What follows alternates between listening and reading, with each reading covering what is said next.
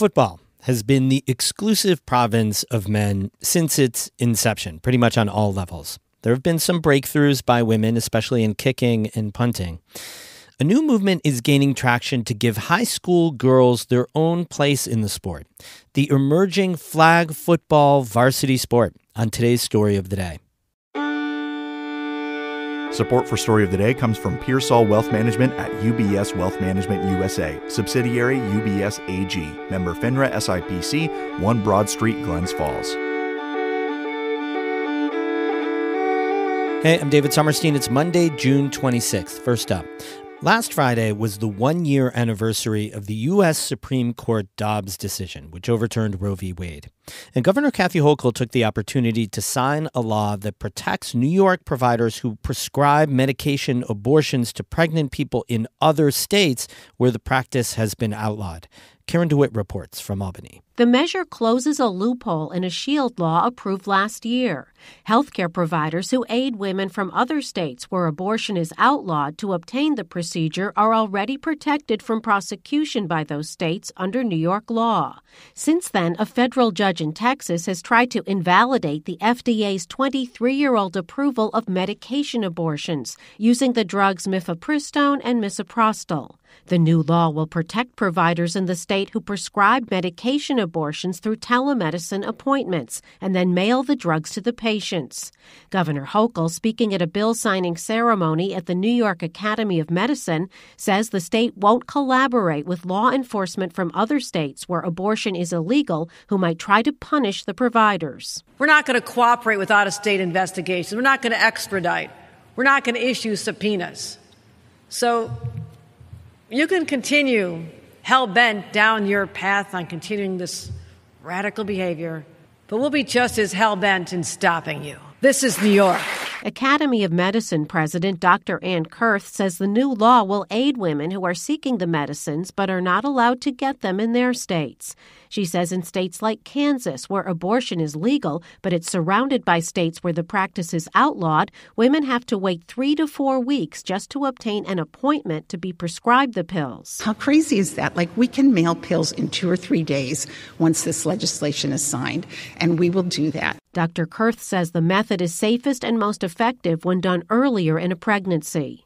The abortion rights measure is just one of over 1,000 bills approved by the Senate and Assembly in the 2023 legislative session. Hochul has not been as quick to sign the other bills, and she hasn't committed to approving any other piece of legislation. Many of the bills passed in the final weeks of the session were negotiated by the legislative leaders, but without the governor's input. Hochul's putting the lawmakers on notice. She says she will carefully examine all of that legislation in detail before she decides whether to sign or veto. She says 500 measures were approved in the final days of the session alone, which ended on June 21st. I don't remember being asked about 500 bills in the last week, so I'll simply say that method works for the legislature. That is what they do, but now it is upon me to give more thoughtful analysis from my end to make sure that I'm making decisions that are the best for the entire state of New York, not just individual areas. Hochul worked with Senate and Assembly leaders to craft one of the major policy changes that was approved. A measure known as Clean Slate would seal some criminal records after the person convicted has served their time in order to help them obtain employment and housing. The governor has still not committed, though, to signing the bill. In Albany, I'm Karen DeWitt.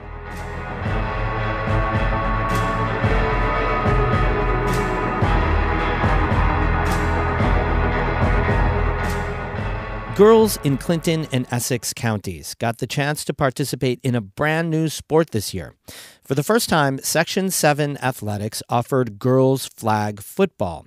The season's final games took place earlier this month. But next year, the region will send a team to the sport's first state-level championships. Champlain Valley reporter Kara Chapman spent some time with the Osable Valley Patriots, and she sends this report from the Gridiron in Clintonville. At a recent practice, Osable Valley quarterback Shauna Depot throws the football to one of her teammates. She makes it just a few yards before a player on the other team pulls one of her flags, stopping play. Each of the girls wears a belt with 2 flags attached by small pieces of plastic called pop sockets. Assistant coach Matt Stanley gets Depot and the rest of the offensive team into a huddle. They decide what they're going to do and line back up. As Depot catches the snap, head coach Jim Caron, acting as a defenseman, tries to flank her left side. But Depot is undeterred. She holds onto the ball and weaves back and forth past 3 defensive players before slipping past the safety and into the end zone. Touchdown! Coach Caron claims there's been some tampering. Flaggate, if you will. You guys greased these last night. I know you did. Depot and her teammates are part of Ausable Valley Central's first ever varsity girls flag football team. It's one of 11 teams in Section 7. This spring, they joined dozens of others across the state who had their inaugural seasons over the last 2 years. The seed was planted in 2022. That's when New York's 3 NFL teams helped schools in their home regions get things started. This year, the New York Giants reached out to Section 7 about bringing the sport here. And this is the quickest I've ever seen a sport develop. That's Matthew Wallentuck, the section's executive director. He says every school who participated got a bunch of supplies from USA Football, like balls, flags, belts, and agility ladders. On top of that, the Giants kicked in $30,000 to be split among the teams for other expenses. Wallentuck says that financial support is what really made the difference. That really was the linchpin that really kick-started it, and it took off like a rocket ship. Wallentuck says everybody bought in: athletic directors, school administrators, football refs, and about 200 girls who signed up to play. Ausable Valley junior Addie Stanley was one of them. She's no stranger to football. She's a kicker on the boys' tackle team. But she says she's always wanted to actually get out on the field and play.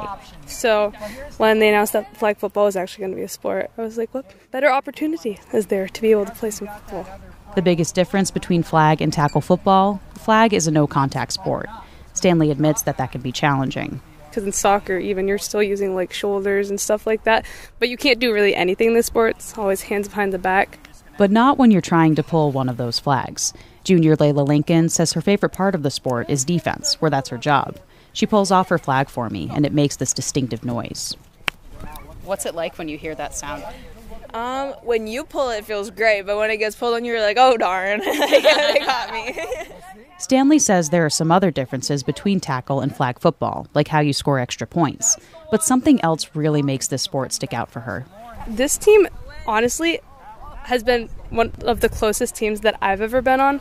She says bigger teams tend to have people breaking off into smaller groups, but flag football is just 7-on-7, so that's not the case. We have a lot of inside jokes. We're just super close, and I'm so glad that I get to spend my time on the field with them. And you really do hear that with this team as they practice, the way that they encourage each other. One of the quarterbacks takes several throws to really learn how to lead her teammates with her passes. But when she gets it right... Oh, yes, that was it. Perfect. I was going. Kevin Hulbert is the executive principal of athletics at Ausable Valley. He says he's watched a lot of these girls play other sports, but what sticks in his mind with flag football is the level of joy he sees on their faces. And the thing is, like, the girls went in and everybody kind of feels like they're on an even playing field because, like, no one's really an expert at the game. Hulbert admits that he's concerned about how bringing on a new sport may affect the school's ability to field other teams, like for softball. A bunch of the flag football girls played that sport this season, too. He thinks they'll be able to do both. But he says, at the end of the day, it's about what the kids want. You want to do what the kids are going to sign up for, right? You want them to be active. That's what it's about. Like, be active, take a risk, do something maybe you haven't done before, and that's what we're always trying to promote. Hulbert and Coach Caron think girls flag football is here to stay. Caron says that's because it gives girls a chance to play the most popular sport in the country. I mean, you say what you want. I mean, they say baseball is America's game, but I think football is, really. Everybody loves football. And I really feel like that's why this has taken off.